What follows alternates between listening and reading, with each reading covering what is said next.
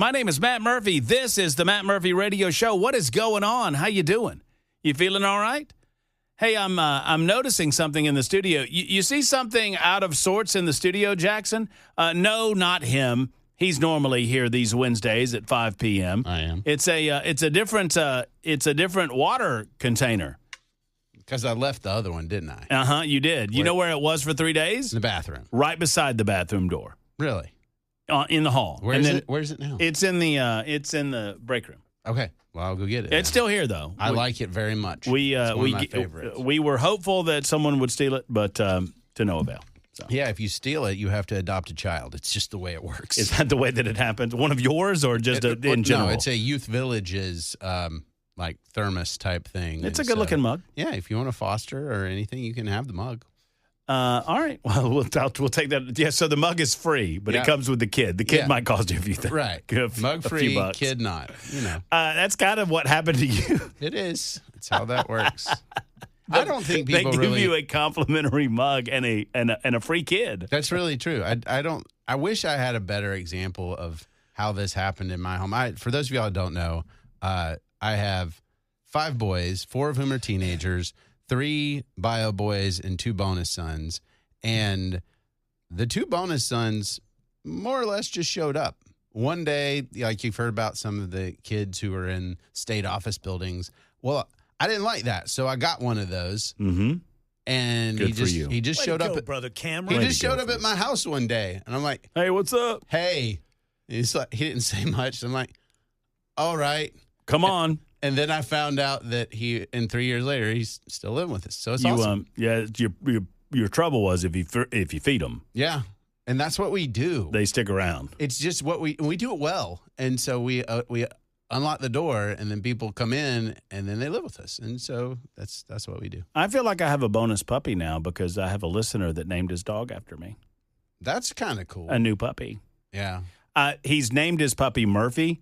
And I said, I'm going to, unless you tell me otherwise, I will assume that the puppy has been named after me. That's fair. And he sent us a nice picture. Very cute little dog. I got a little dog for the first time in my life. When did you get a little dog? I have 3. I have 2 normal dogs, Dixie and Deacon. I know those. And then I have Daisy. When did Daisy come about? Daisy's about, 6 months. She is a Yorkie poo. Oh, yeah. Put her in your pocket. Oh, yeah. Like 7-8 pounds. This is a tiny little dog. Mm-hmm.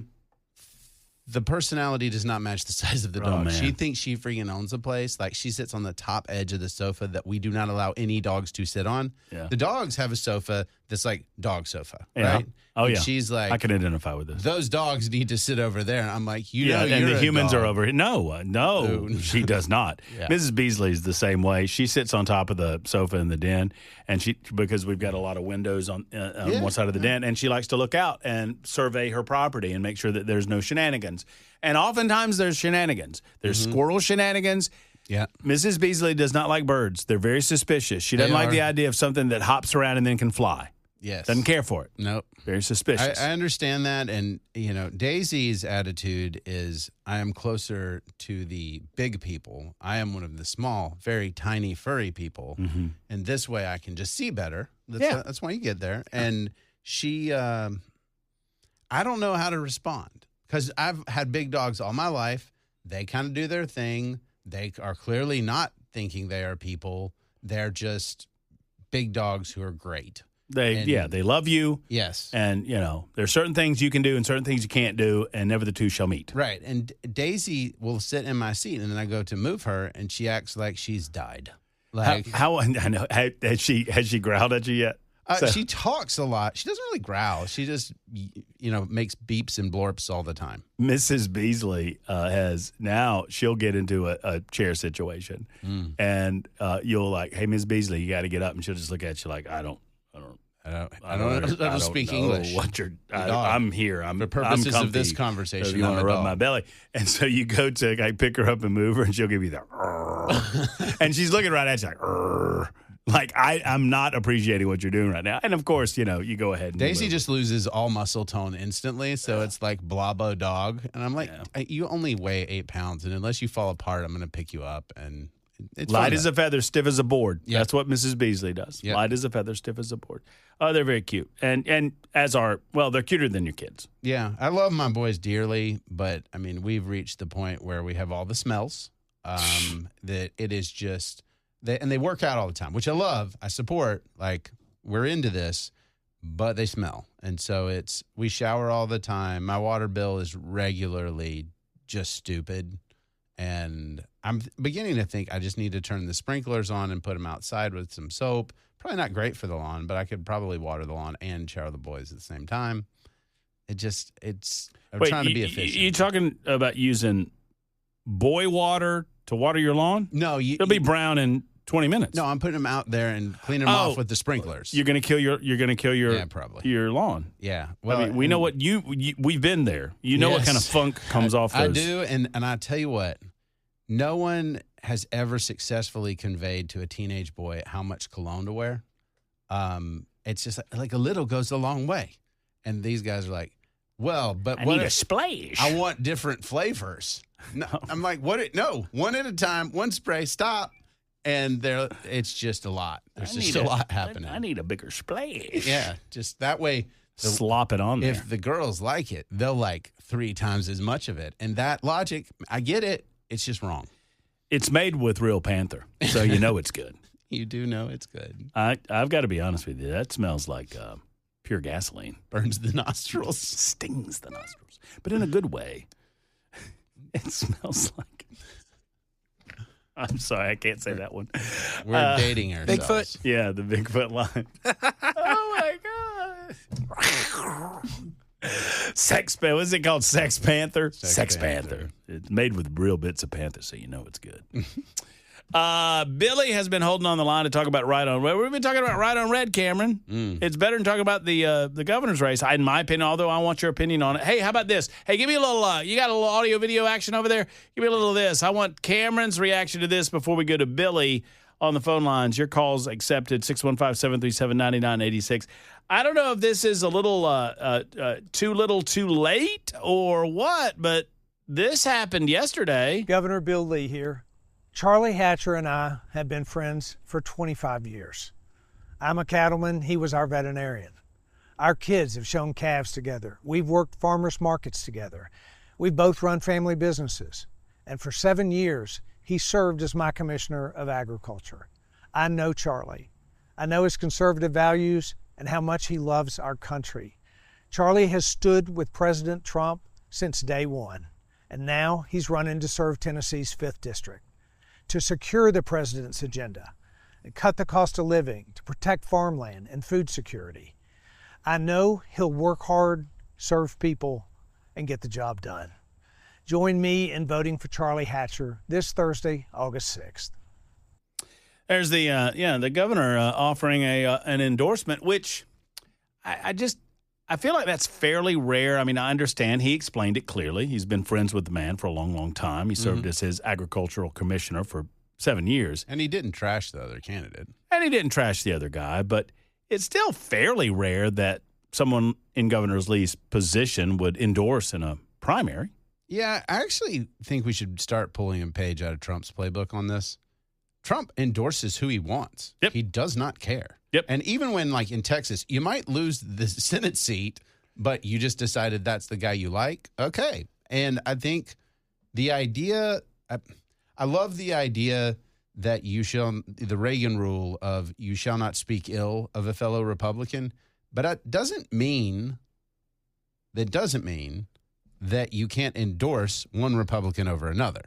And Trump does it, so I think Governor Lee, I think other executive types and other congressmen should do that. I wish, had I a magic wand and could change some of the psychological dynamics of what we do on a regular basis in terms of politics, it would be that.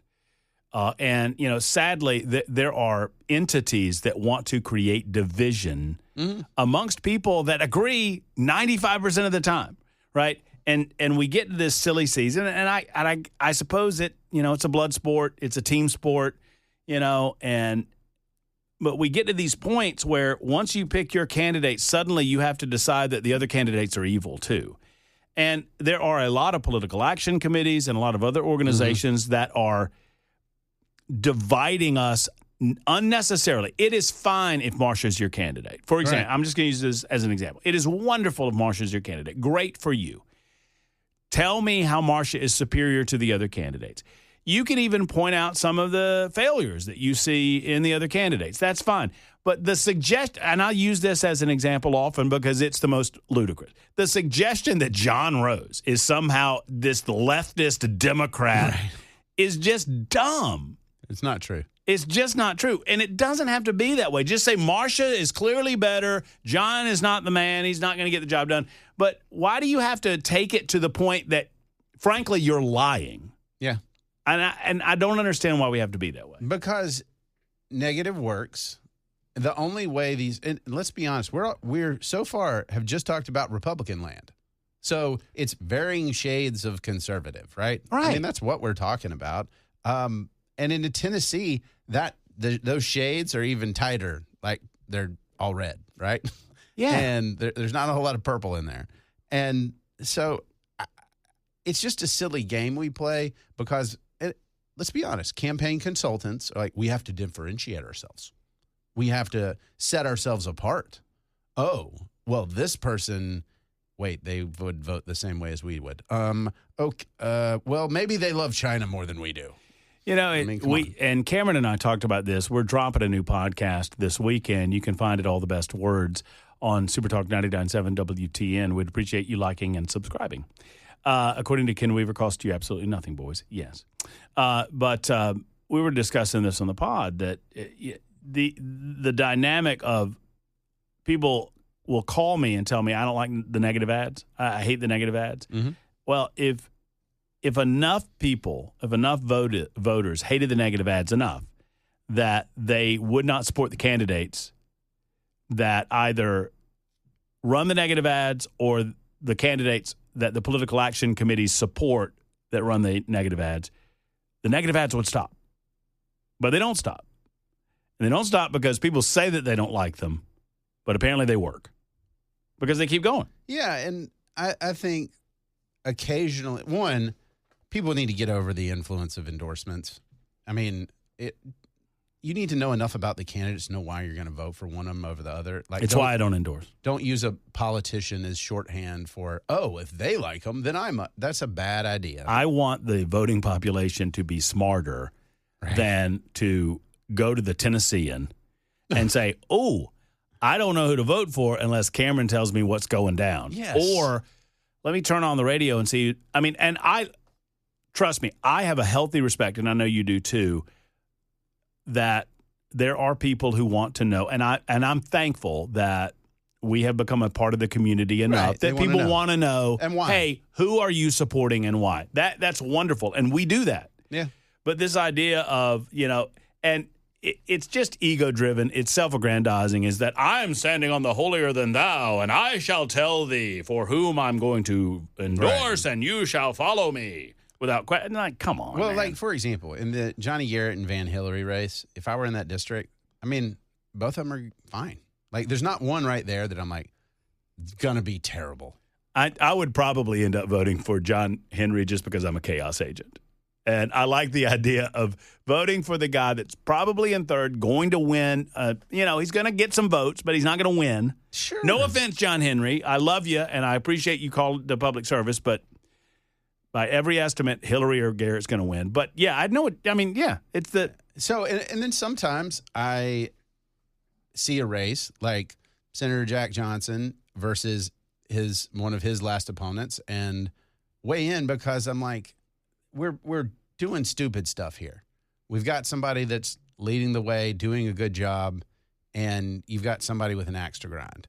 That's not a good formula for public service. And I don't mind telling you why I think that. And, I mean, in the Hatcher-Ogles race, Andy was my congressman until I got redistricted.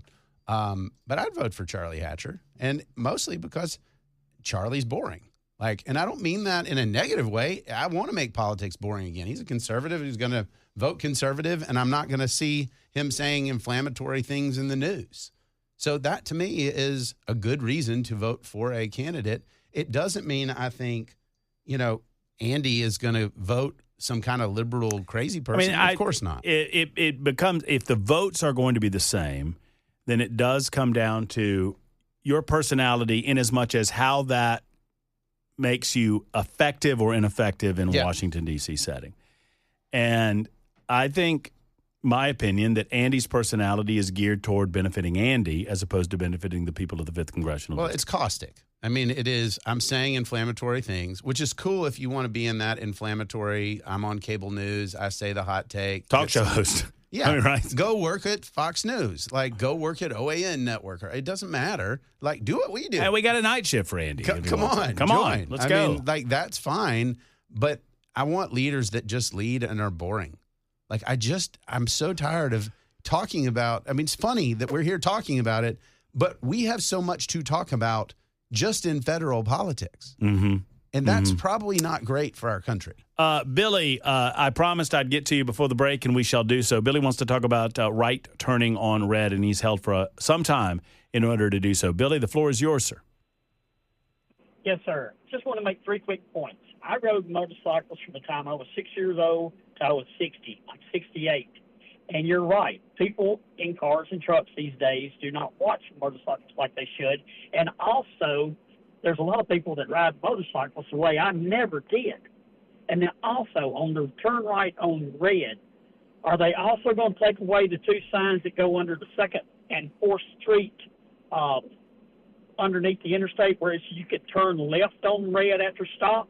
And also, I drive 40,000 miles a year without any problems. My biggest problem driving downtown Nashville is I watch for pedestrians, but bicyclists will blow right through intersections and not think anything about it and almost cause you to wreck. Well, no, these are excellent points, and this is a knee-jerk reaction on the part of the Metro Council. You know what I would have loved to have seen, Billy? I would have loved to have seen this type of can-do attitude by the Metro Council after the citizens of this community got screwed during the ice storm when NES didn't do its job. Oh, they couldn't do anything about that. But, boy, they got a can-do attitude because of a tragedy that happened on Lower Broadway in downtown Nashville, where they're going to affect and impact the traffic patterns of every single one of us, despite the fact that 99.9% of the drivers fully understand how to turn right on red cautiously, appropriately, and legally. You want to see your life flash before your eyes? Teach a teenager how to deal with a roundabout. Oh, once you get on here, hey, look, kids, Big Ben, Parliament. It's not good. 25 after the hour. Oh, it's almost 26 past on Super Talk 99.7 WTN.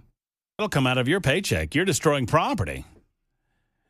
Jackson heard the music in my headphones. He was hanging out in the Palatial Studios. The what? Palatial Studios of Super Talk 99.7 WTN. Hanging out with C. Smith and myself. And you like that? I do. I think that's the first time I've ever called you C. Smith. C. Smith. Anybody ever call you that? D. Cameron Smith. D. C. Smith. Yeah. Oh, yeah. Washingtonized. Swampy critter. By the way, boring is not go along to get along. I disagree with that 100%. I think you guys are misrepresenting what we mean when several of our super texters have suggested that boring, y'all want boring, y'all just want status quo. No, that's no. You know what you get with the status quo? You get Marjorie Taylor Greene. Yeah, that's the status quo now. That's the status quo right now. You get Nancy Mace. They're not boring, and they haven't done a damn thing to help this country. Lauren Boebert has not done a damn thing. Oh, they're loud. Matt Gaetz. He wasn't boring, was he? Nope. Matt Gaetz was in it for himself. And you know what? I bought into it originally, too. I bought into the idea that the louder, the more shakeup there's going to be. And it's not true necessarily. There are some loud voices in D.C. that are there for the right reason. There are a lot of different types of voices. What I'm suggesting is loudness should not automatically equate to, I think some of y'all are kind of proving the point. Well, Andy's louder, so he's better. No, he's not. This is the smoke and mirrors game of politics. Whenever they tell me they're a fighter, you press a button, dude. Yeah, right. Like, that's your job. You go and say words and press buttons. Like, fight what? Who are you fighting? You don't fight anything. You fighting the Democrats? Okay, that's fine. If you're fighting the Democrats, are you fighting the debt? No. I mean, I don't want to make this an anti-Marsha monologue, but is Marsha a fighter? Has she been fighting government overspending? Because guess what? She lost. Right. Over her time in Washington, D.C., government debt, federal debt, has grown from $7 trillion to $39 trillion. Marsha lost. And then here comes the excuses. If I wasn't there, it would be $60 trillion. Or you know what? I can only do so much. Well, they don't say that in the campaign. They say they're going to get it done. Well, and look, we need to be equal opportunity offenders here. I mean, John Rose has been up there. And Amen. Both of them are in office as Republicans spend more than Joe Biden. Like, I want you to understand that. Like, both of them are actively in office, and they don't say anything about it because they're afraid of Donald Trump. Yeah, and Republicans and Donald Trump supporters. White House, House and Senate spending more than Joe Biden. That's happening. It's real. And we should all be disappointed in that. And sadly, a lot of people in my profession shy away from it because they're afraid. I mean, I love Donald Trump, at least for what he has accomplished, and I don't like what he hasn't accomplished. We have stakes now up from zero in 30 private companies. We have socialized businesses more under this administration than any other administration. I mean, that's just a reality. Now, you don't have to like it, but if we're fighting socialism, let's do it. Mm. We can't say we're going to fight the Chinese and the property ownership they can't have, but we're going to just kind of act like private stakes and companies is a good thing now? I mean, come on, guys. Where are we? You know where we are? We're back to the beginning where I mentioned that Jackson Williams almost destroyed a piece of company property, and that'll come out of your paycheck, young man. I almost fell in through the window you got there. If you can fall through that window is a big window. That trash can's not normally there, Jackson. It is not. You know what is normally over there on your little board? Nincompoops in the news. Bow. Yes, sir. Bow. It's time for Nincompoops in the news. It's a four-way conversation on these Wednesdays. Cameron Smith joins in. Matt Murphy's here. Jackson Williams is here. And Ken Weaver is in News Closet B. We gather together. We all bring a Nincompoop story. You know what the news is. You understand. Ken Weaver's been telling you the headlines all day long. Matt Murphy opines on said same. Now it's time to go all across the state of Tennessee, all across these 50 United States of America. Nay the globe, yeah. Nay, the globe. Nay, the globe. And we find those nincompoops where they live and breathe, and we present them to you on a daily basis. Oh, yes. Ken, Yes. I have some unfortunate news to relate to you. Yeah, Brother Jackson already told Oh, me. yeah, I bet he did. You know, He was quick to mention that. when Jackson doesn't win, have you noticed he forgets who did? Yes. And when he never forgets when he wins. No, sir. I've noticed. So y'all are saying I don't forget often? Why don't you just go ahead and pick the batting order, Jackson, and let's get this party underway? Well, considering that rude comment, we're going Williams, Weaver, Smith, and up yours. You go fourth. Nasty. That's a nasty one. That's a nasty That's one. a nasty Yes. one. Oh, yes. All right. Well, You ready? Well, I mean, you go first, right? So I guess Yeah, we have to just- be. Yeah. Okay, go. 2 hospitalized after machete fight in front of Florida Publix. I would like to interrupt this story and note, Ken. Yes, sir. Jackson, I'll allow you to finish in just a moment. I'm like Kanye West and you're Taylor Swift. I'm going to let you finish in a minute. I'm But first- going to let you finish. But Beyonce had the greatest album of all time. Ken, I found this story yesterday. I showed it to Jackson yesterday, and Jackson looked at me in the eyes. And said, I get to go first. I'd pick a new story if I were you. He had black, evil eyes when he said it. He said, I go first, and I might go about finding a new story. Anyway, go ahead with the machete fight. 2 men were hospitalized Tuesday after a stabbing by machete in the parking lot of a Publix in Panama City, Florida. Panama City police told this WFLA, the news station out of Panama City, Florida, that an argument escalated into a physical altercation where both men wielded machetes. Both men were transported to the hospital with non-life-threatening injuries. Reports both men were criminally charged, and after receiving their medical treatment, police, per the report, said the fight stemmed from an argument about an ex-girlfriend. Do you think they texted each other like, meet at the Publix at high noon, bring your machete? Could have. It's Florida. Yeah, but Was this a Florida duel? in front of Publix? Yeah. I mean, they're like, where are we going to have our duel? Yeah. In front Let's of go to Publix. Publix. We get sandwiches after. Listen, I would have picked the Winn-Dixie. when they run out of that fried chicken, things get testy. They do. Pub subs. Oh my goodness! Oh, I'm a fried chicken boy at Publix. But God rest my grandmama's soul. Publix has the finest fried chicken I've ever put in They my do mouth. make pretty good It's fried good. chicken. It's good fried chicken. Mm-hmm. So if it was over fried chicken, I'd understand it. No nincompoopery at all. Is that it? Yeah. Machete? That's all you can come up with? Machete fight in front of Publix? So what are the odds that if you pull a machete on somebody, they have a matching And machete? now we're talking. Now you're speaking my language. That they're matching your energy on Right. the machete front. Like Cameron's starting to piss me off, and I whip out my machete That you just happen to that have I just on happen you. to have on me, What are the odds that he whips out and a then he machete? whips out a similar style machete. Just in case. Here we go. I knew this day would come. Now, I've been waiting on this day all my life. Good thing I brought along Lucille. You know, there's a guy somewhere hearing this that's like, one day, Y'all don't have a machete? one day, I mean, I'm going to get my chance. one of these days. And he's walking awkwardly because he's got that machete jammed in his pants. You got to do what you got to do. It's great. I get it. Ken Weaver. All right, this one's a local one, boys, out of Cedar Hill. I like it. Robertson County man fabricates home invasion to get ex-girlfriend's sympathy. A man gave law enforcement in Robertson County a false report of a home invasion to elicit sympathy from his estranged girlfriend, according to the Robertson County Sheriff's Office. On August 2nd, around 4 a.m., deputies responded to a 911 call reporting a home invasion on Drake Road. Law enforcement said the caller, 22-year-old Alec Payne, said 2 men had broken into his home and that he was hiding in the bathroom. When deputies arrived, Payne said the suspects had already left, ran off into a cornfield. Deputies conducted an extensive search with a K-9 unit and a drone in order to find the reported suspects. During further investigation, Payne later allegedly confessed to deputies that he had fabricated the home invasion.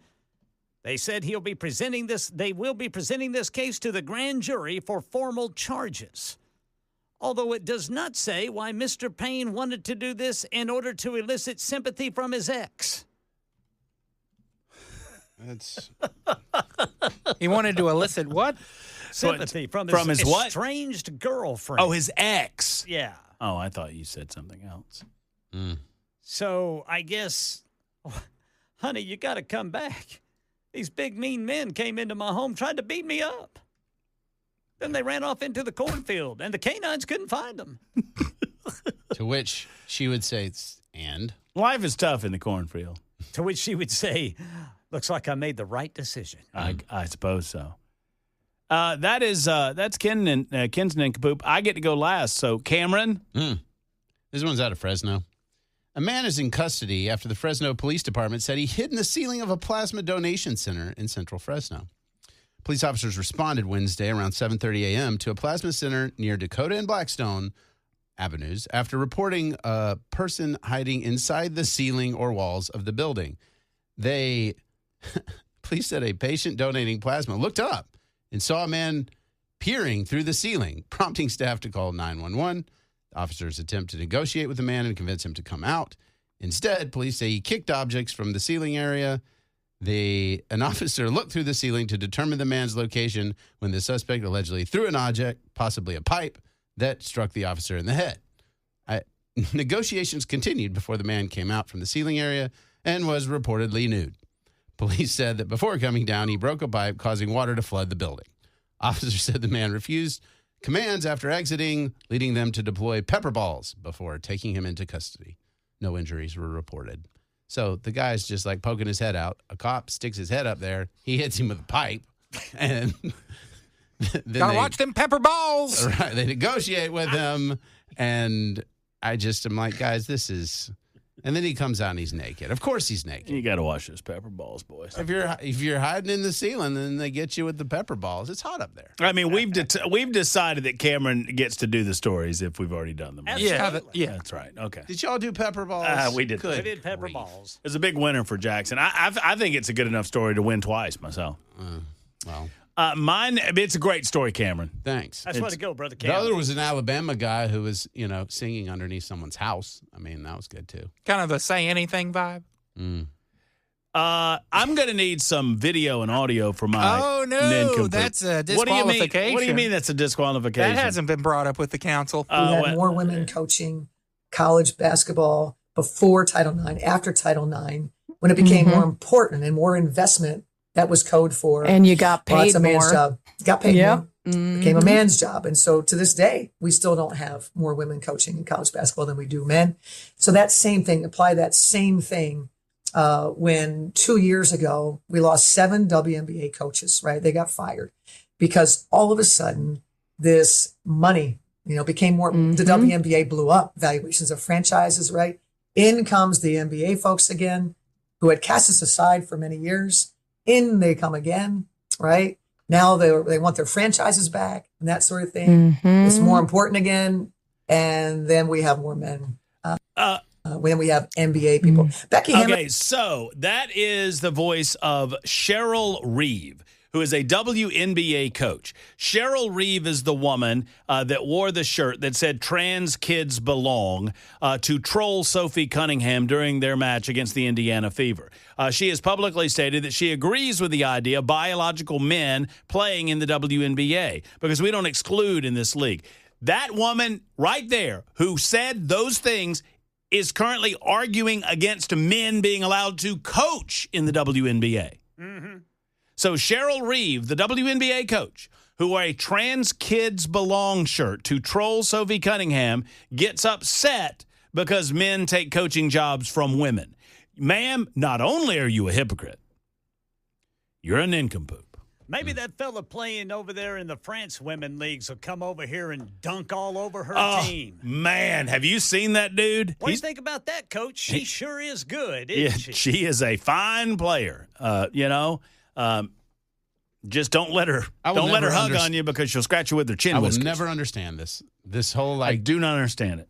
mental palsy that's like we can't acknowledge that biology is real. Right.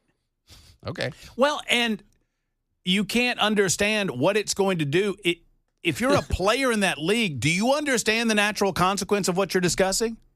No, because virtue signaling, remember? Right. I get because I think they think it'll never happen. But it will. That will ruin that league. It will. Well, it won't. Well, we know the deal. Cheryl Reeve, you are a nincompoop. That's how we play Nincompoops in the news. Super Talk 99.7 WT. And I would invite you to vote for me. And that's about it.